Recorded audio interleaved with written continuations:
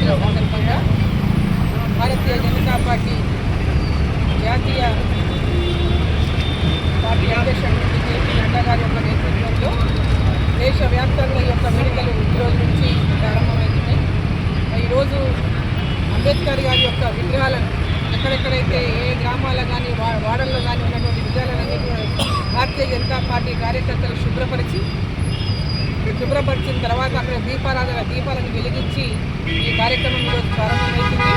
రేపు మరి వారి యొక్క జన్మదినం సందర్భంగా వారికి పూలతో ఈ ప్రాంతాన్ని అలంకరించి పూలమాల అంకుతులు చేసి వారికి నివాళులు అర్పించడం జరుగుతుంది.